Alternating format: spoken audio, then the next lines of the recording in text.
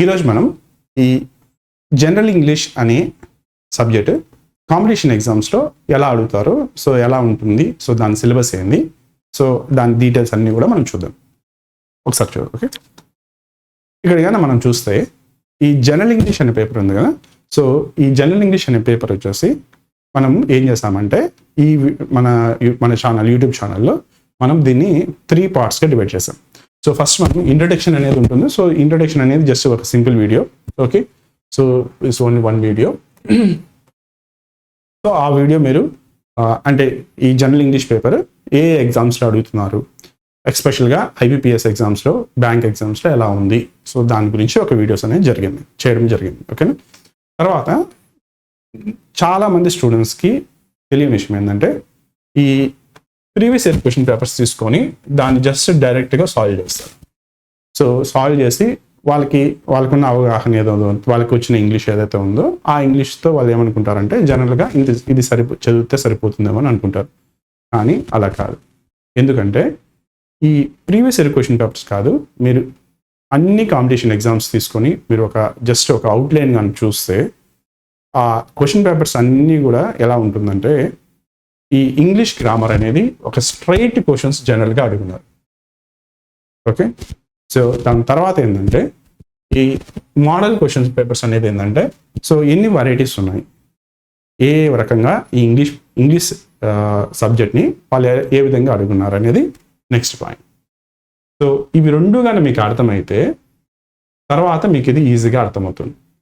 Okay, కొన్ని ఎగ్జామ్స్లో ఎలా అంటే ఈ షార్ట్ సర్వీస్ కమిషన్స్ కానీ లేకుంటే బ్యాంక్ ఎగ్జామ్స్ కానీ వీటిల్లో డైరెక్ట్గా ఇంగ్లీష్ గ్రామర్ పాయింట్సే స్ట్రైట్ అవే అడుగుతున్నారు. కానీ మనకి సిలబస్ చెప్పేటప్పుడు, ఆ ఎగ్జామ్ సిలబస్ చెప్పేటప్పుడు ఎలా చెప్తారంటే ఈ నౌన్స్ ఉన్నాయి, లేకపోతే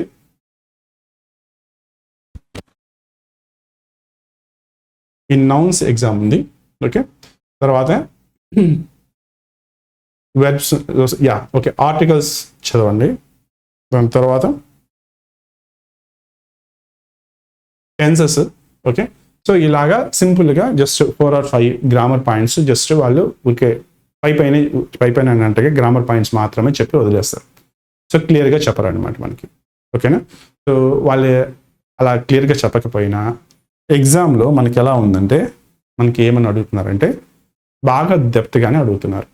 సో ఏమని డెప్త్గా అడుగుతున్నారంటే సో అడ్జెక్టివ్స్ కానీ, ప్రొనౌన్స్ కానీ, వెర్బ్స్ కానీ, active voice, passive voice, so ఇవన్నీ కూడా ఎగ్జామ్స్లో మనకు కనబడుతున్నాయి, ఎగ్జామ్స్లో అడుగుతున్నారు. అలాగే ఇంకోటి ఏంటంటే ఫర్ ఎగ్జాంపుల్ ఈ మూడ్ అనేది ఒక కాన్సెప్ట్ ఉంది. సో ఇంగ్లీష్ గ్రామర్లో ఒక పాయింట్, ఒక గ్రామర్ టాపిక్ అనమాట. ఈ గ్రామర్ టాపిక్లో ఎక్కువ మంది స్టూడెంట్స్ ఈ మూడ్ అనే టాపిక్లోనే తప్పు చేస్తారు. అది కూడా ఎక్కడంటే ఈ మూడ్లోనే సబ్జెక్టివ్. ఓకే, సబ్జెక్టివ్ మూడ్లో ఈ ఫస్ట్ పర్సన్, థర్డ్ పర్సన్ని, ఓకేనా. సో ఈ థర్డ్ పర్సన్ చెప్పే విధానాన్ని ఫస్ట్ పర్సన్లో నుంచి చెప్పాలి అది. సో ఆ చెప్పే పద్ధతిని వాళ్ళు ఏమనుకుంటారు, జనరల్గా ఏం చేస్తారంటే కొంచెం పొరపాటున ఏంటంటే గ్రామర్ ఆల్రెడీ వచ్చు కాబట్టి సో ఆ గ్రామర్ వచ్చే పాయింట్ స్టాండర్డ్ రూల్స్ ఈ మూడ్లో కొన్ని మారుతాయి. సో స్టాండర్డ్ రూల్స్ ప్రకారంగా కాకుండా వేరే రూల్స్ వస్తాయి అన్నమాట. ఓకేనా. సో ఆ రూల్స్ తెలియకుండా జనరల్గా ఏంటంటే చాలామంది స్టూడెంట్స్ మార్కులు ఈ విధంగా పోగొట్టుకుంటున్నారు.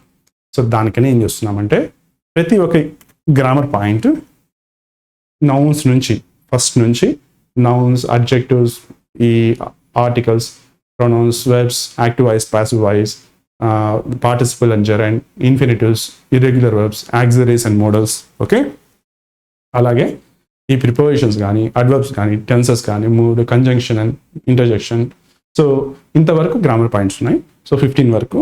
సో ఈ పాయింట్స్ అన్నీ కూడా మనం ఏం చేస్తామంటే ఈ యూట్యూబ్ సిరీస్లో డీటెయిల్డ్గా మనం పెట్టాము. ఈ యూట్యూబ్ ఛానల్లో డీటెయిల్డ్గా ఉంది. ఓకేనా. సో అడిషనల్గా ఏం చేస్తామంటే ఈ వెర్బ్ ప్యాటర్న్ అనేది మనం ఇంట్రడ్యూస్ చేస్తాం. ఎందుకు వెర్బ్ ప్యాటర్న్ అనేది ఇంట్రడ్యూస్ చేస్తామంటే నార్మల్గా మీరు టెన్సెస్ వరకు చదువుతారు. సో అంతవరకు సెంటెన్స్ ఫ్రేమ్ చేస్తే సరిపోతుందని అనుకుంటారు.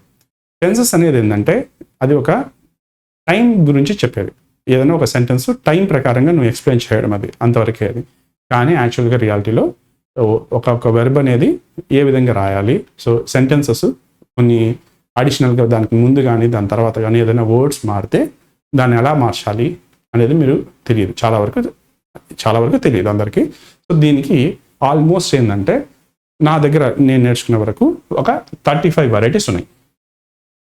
ఓకే, ఈ 35 వెరైటీస్ అనేది నేను దీనిలో నీట్గా ఈ వీడియోలో నీట్గా ఎక్స్ప్లెయిన్ చేయడం, సో పాయింట్ బై పాయింట్ నీట్గా ఎక్స్ప్లెయిన్ చేయడం జరిగింది. మీకు ఆ వీడియో చూసారంటే మీకు కనీసం మీరు ఆ వీడియోలో అంతా కూడా చూసారంటే కూడా మీకు తెలియని పాయింట్ కనీసం ఒకటైనా ఉండొచ్చు. సో కాబట్టి నేనేం చెప్తానంటే ఈ వీడియోస్ అన్నీ కూడా ఏంటంటే గ్రామర్ పాయింట్స్ వీడియోస్ అన్నీ కూడా మీరు ఫస్ట్ నుంచి లాస్ట్ వరకు ఓపిక్గా డీటెయిల్డ్గా చదవండి. సో ప్రతి ఒక్క పాయింట్ నేను డెప్త్గా డీటెయిల్డ్గా చెప్పడం జరిగింది. ఓకేనా, దీని తర్వాత ఆ వీడియోస్ అన్నీ చూసిన తర్వాత ఎగ్జామ్స్కి మీరు ఎలా ప్రిపేర్ అవ్వాలి. సో అది మీకేందంటే ఈ గ్రామర్ వీడియోస్ అనేది మీకు ఒక బేస్ అనమాట. ఓకేనా, సో ఆ బేస్ మీద మీరు ప్రిపేర్ అయితే ఒక రీడింగ్ కాంప్రహెన్షన్. ఓకే, ఈ reading comprehension previous year question papers basis మీద ఎన్ని మోడల్స్ అయితే ఉన్నాయో, వెరైటీస్ ఉన్నాయో, ఆ వెరైటీస్ అన్నీ కూడా నేను తీసుకొని ఇండివిజువల్గా ఒక్కొక్క వెరైటీని నేను ఎక్స్ప్లెయిన్ చేశాను. ఆ ఎక్స్ప్లెయిన్ చేసిన తర్వాత లాస్ట్లో ఒక క్వశ్చన్ పేపర్ ఈ అన్ని వెరైటీస్ ఏవైతే ఉన్నాయో అన్ని వెరైటీస్ యూస్ చేసి ఒక క్వశ్చన్ పేపర్ తయారు చేశాను. సో ఆ క్వశ్చన్ పేపర్ వచ్చేసి నార్మల్ ఇది యాక్చువల్గా అడిగిన క్వశ్చన్ పేపర్ కాదు, ఒక శాంపుల్ పేపర్ అనమాట. ఓకేనా, ఒక మోడల్ అనుకోండి. ఒక శాంపుల్ పేపర్ అనేది నేను ఎక్స్ప్లెయిన్ చేశాను.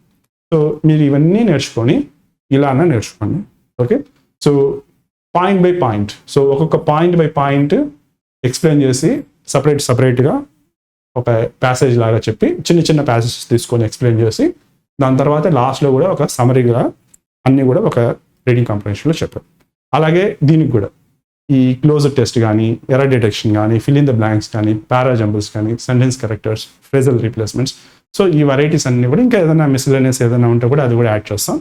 సో ఈ పాయింట్స్ అన్నీ కూడా ఏంటంటే ఇవన్నీ ప్రీవియస్ ఇయర్ క్వశ్చన్ పేపర్స్లో ఈ మోడల్ క్వశ్చన్స్ ఇలా అడిగారు.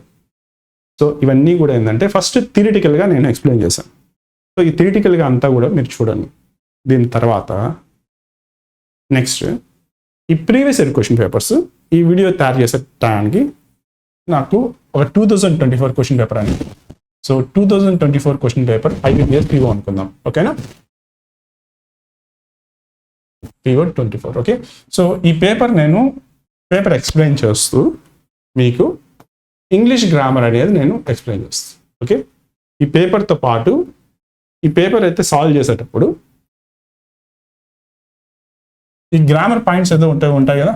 ఓకేనా, సో ఆ గ్రామర్ పాయింట్స్ దీంతో కోరిలేట్ చేస్తూ నేను మీకు సాల్వ్ చేసి వీడియోస్ ఇస్తాను. ఓకేనా, సో అలాగే 2024 తర్వాత బ్యాక్ సైడ్ నుంచి వెళ్దాం. ఓకేనా, సో టాప్ నుంచి ఈ రోజు నుంచి వెనక్కి. ఓకేనా, సో వెనక్కి వెళ్తూ ఉంటే సో 2022, 23, 24, 23, 22, 21, సో ఈ సీక్వెన్స్లో ఎన్ని అవైలబిలిటీ క్వశ్చన్ పేపర్స్ ఉంటాయి, అన్ని అవైలబిలిటీ క్వశ్చన్ పేపర్స్ వస్తాయి. సో అట్లీస్ట్ మీరు last previous year question papers ఒక 5 years కన్నా మీరు ఒకసారి చూస్తే మీకు ఒక ఎగ్జామ్కి ఎలా వస్తున్నాయి క్వశ్చన్ పేపర్స్ అని మీకు అర్థమవుతుంది. సో దాని గురించి ఈ వీడియో అనమాట. ఓకేనా, సో ఇక్కడ మీరు చేయాల్సిన పని ఏంటంటే మన యూట్యూబ్ ఛానల్లో ఈ ప్లేలిస్ట్ 1, ఓకేనా, సో ప్లేలిస్ట్ 1 అని ఒకటి, ఓకే, ఇది ఒక 2, ఇది ఒక 3. సో ఈ ప్లేలిస్ట్ 1, 2, 3 అనేది ఉంటుంది. ఓకేనా, ఎలా ఉంటుందంటే ఈ పేరుతో grammar, English grammar, model question papers, previous year question papers అనే 3 ప్లేలిస్టులతో ఉంటుంది. సో మీకు ఒకవేళ ఈ ఇంగ్లీష్ గ్రామర్ అనేది మీకు బాగా ఐడియా ఉంది, సో మళ్ళీ మీరు అది బ్రషప్ చేయాల్సిన పని లేదు, ఏ ప్రాబ్లమ్. సో మీరు డైరెక్ట్గా ఏం చేయొచ్చు అంటే ఈ నెక్స్ట్ ప్లేలిస్ట్కి వెళ్ళిపోండి. నెక్స్ట్ ప్లేలిస్ట్కి వెళ్ళిపోయి so direct model question papers చూసుకొని నేర్చుకొని సో వెళ్ళి ప్రీవియస్ ఇయర్ క్వశ్చన్ పేపర్స్ ఏంటంటే సాల్వ్ చేసి you are good to go.